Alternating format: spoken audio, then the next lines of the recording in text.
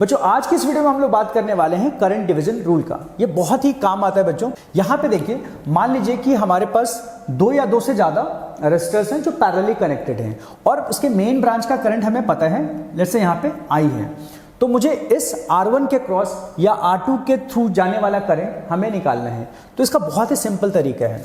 देखिए यहां पे आपको नोटिस क्या करना है, आप सबसे पहले देख रहे कि यहां पे दो रेजिस्टर्स हैं, तो आपको क्या करना है, 2 - 1 दैट इज 1।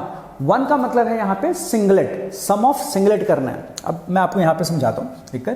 देखिए, तो जैसे आपको ये करंट I1 निकालना है, ठीक है, और ये मान लीजिए I2 है, तो I1 लिखने के लिए आपको क्या करना है, सबसे पहले यहां पे आपको सम ऑफ रेजिस्टर्स लिखना है, बट यहां पे 2 - 1 आया था, तो 1 का मतलब है सम ऑफ सिंगल रेजिस्टर्स, मतलब यहां पे क्या करना पड़ेगा हमें, R1 प्लस R2, ठीक है।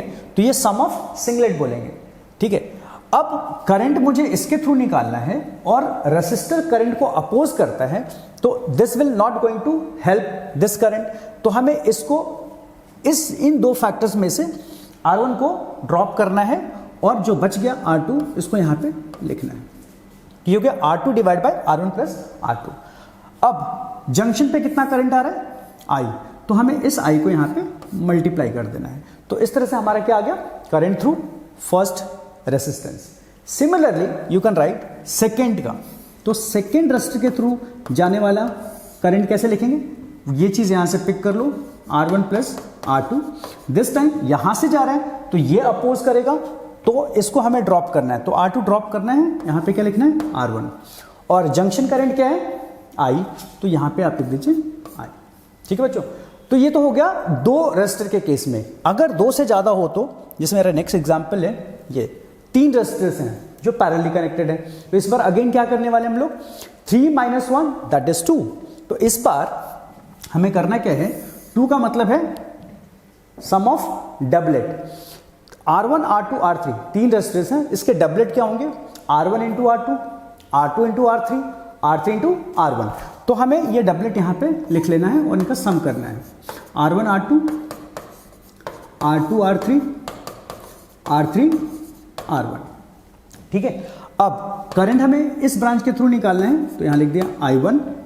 अब देखिए R1 सपोर्ट नहीं करेगा, हमें पता है इस करंट को, तो हमें वो फैक्टर इनमें से ड्रॉप करना है जिसमें R1 अपेयर हो रहा है। तो इसमें देखिए R1 अपेयर हो रहा है, इसमें भी R1 अपेयर हो रहा है, तो ये वाला हमें क्या करना है, पिक करना है और ऊपर लिख देना है R2 × R3।